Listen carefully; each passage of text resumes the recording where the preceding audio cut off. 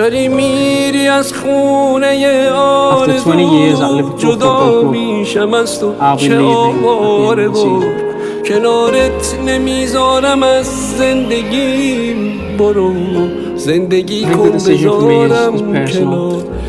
پی آرزوهای بعد از منم قصه غامو به دوش میکشم، میتونم از عشقت بمیرم ولی نمیتونم عشق یکی دیگه شم.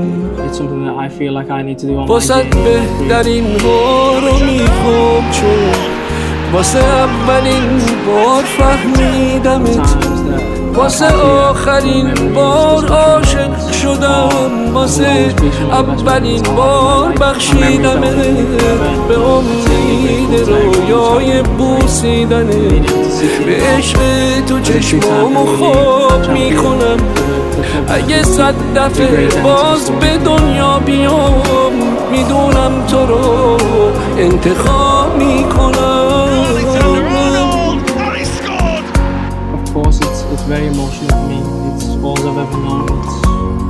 It's everything I've ever wanted to do, dreamed of as a kid.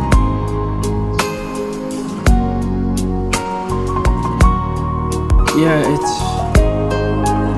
just very emotional for me because the club, the city, the fans, the people have given me things that I've never dreamt of in the screens.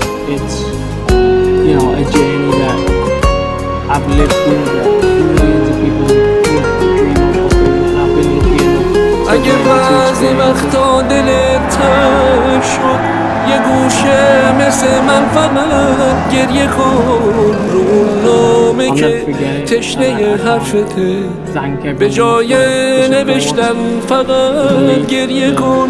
همین که دلم با توه کافیه، نمیخوام بدونم دلت با کیه. من آلودم اما نجاتم نده که آلوده بودن به تو پاکیه. واسه بهترین ها رو میخوام چون واسه اولین بار فهمیدمت، واسه آخرین بار عاشق شدم، واسه اولین بار بخشیدمت، به امید رویای بوسیدنت، به عشق تو چشمامو خواب میکنم.